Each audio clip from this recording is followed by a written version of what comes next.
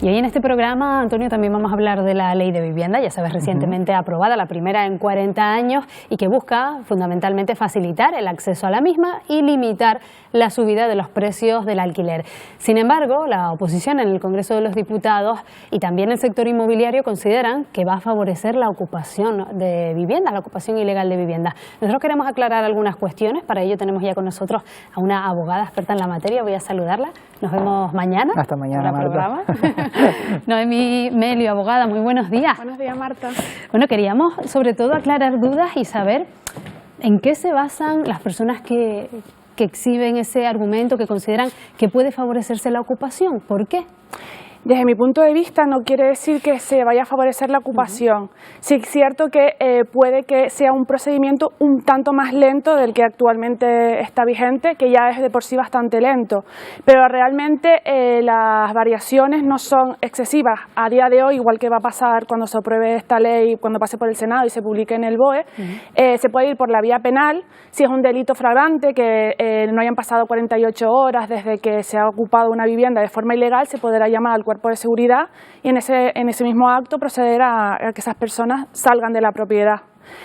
Y si no, también se podría ir por la vía penal ordinaria, con un allanamiento de morada, es decir, cuando sea vivienda habitual, o un delito de usurpación cuando sea otro tipo de vivienda, o ir por la vía civil, que son los desahucios según el tipo de desahucio que se quiere interponer.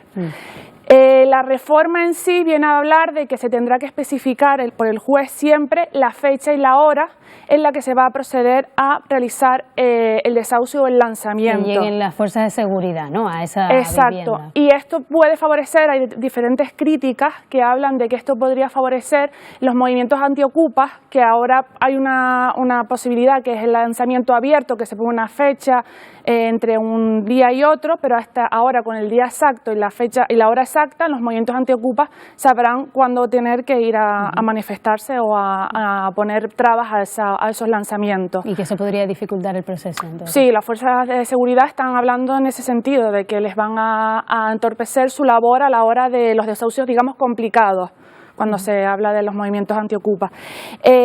Además, se impone ahora un sistema de arbitraje en determinados procedimientos.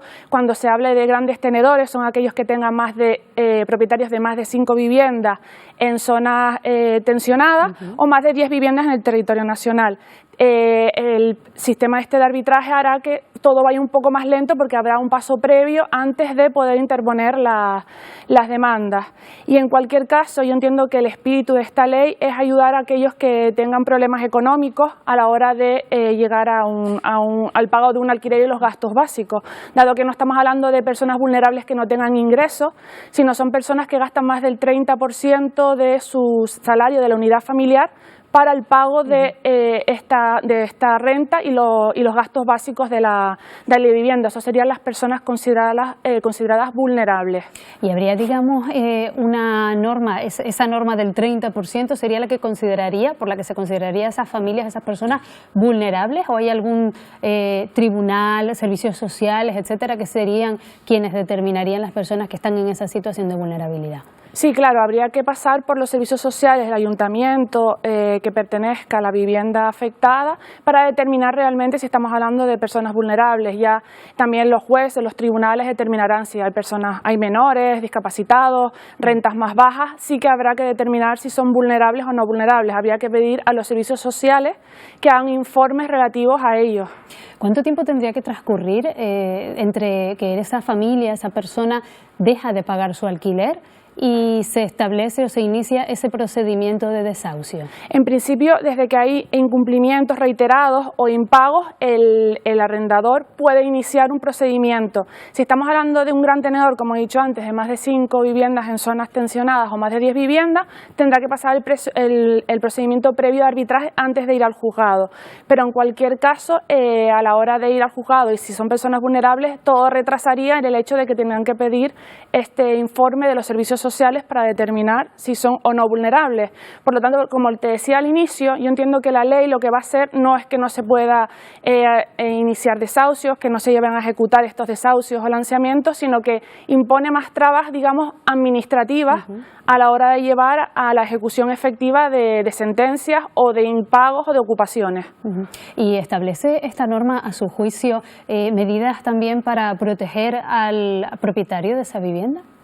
Realmente lo que busca esta ley, el espíritu no es la de proteger al propietario. Desde mi punto de vista, lo que hace es proteger más bien al arrendatario.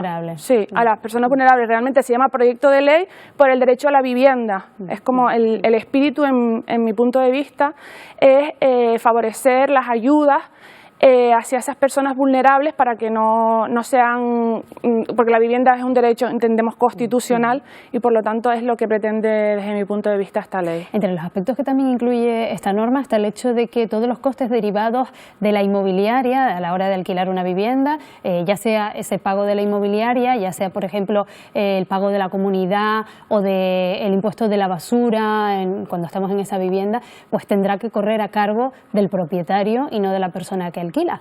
En ese caso, ¿de qué manera puede articularse esta cuestión para que no recaiga demasiado ese sobrecoste en el inquilino? Porque me imagino que el propietario repercutirá de alguna forma esas cuantías, ¿no? Claro, la verdad que es un punto de vista, habría que ver que la ley dice claramente que los gastos, por ejemplo, de inmobiliaria, que hasta ahora los pagaba el arrendatario, los debe de pagar el arrendador, y que va a conllevar que la mayoría de casos los arrendadores pues directamente no contarán con la inmobiliaria. Para mí lo que va a conseguir es un perjuicio a la hora de que las inmobiliarias que se están encargando de este tipo de servicios, ya el arrendador lo haga directamente, porque es un coste que va a tener que asumir. Entonces, en ese punto entiendo que el mayor perjudicado va a ser el sector inmobiliario para el pago para pagar este tipo de cantidades. Claro, que esos 600 euros, 500 euros, 700 que tendría que asumir de más el inquilino a la hora de alquilar, pues se lo ahorraría una parte y la otra directamente con un trato de tú a tú. Exacto, y además en esta ley también se ponen topes a la subida del precio de la vivienda. Este año es un 2%, el siguiente año no se puede subir más de un 3%, y a partir del 2025 se va a crear un tipo especial, no se va a tener en cuenta el IPC, entonces por mucho que el propietario ahora tenga que asumir gastos, tampoco va a poder hacer subidas significativas, y menos en zonas tensionadas, que en las zonas tensionadas donde hay más demanda de viviendas habrá que poner habrá límites a la hora de subir los alquileres. En una coyuntura en la que hay distintos procesos de huelga, de reivindicaciones laborales en el ámbito de la justicia, ¿qué escenario considera usted que se abre en el horizonte a partir de que entre en vigor esta ley? ¿Cree que puede haber un incremento de demandas, de procesos judiciales, retrasos, dilaciones en los procedimientos? Desde mi punto de vista sí que va a haber, como he dicho, retrasos, dado que hay un paso previo. Ahora el que va a presentar la demanda deberá de poner de manifiesto si el inquilino es su vivienda habitual o no es su vivienda habitual. A también tener que presentar un certificado exponiendo si es un gran propietario o no es un gran propietario. Como he dicho antes, pasar una fase de arbitraje. Y ello, unido a los retrasos que ya tenemos en los juzgados a día de hoy, es un procedimiento que no va a ser un procedimiento rápido, va a ser un procedimiento bastante lento. Pues Noemí Melio, abogada, gracias por habernos ayudado a entender todas estas cuestiones derivadas de esta norma nueva que tenemos que poco a poco empezar a entender, acostumbrarnos también. Muy buenos días. Gracias a ustedes. Gracias. Hasta luego.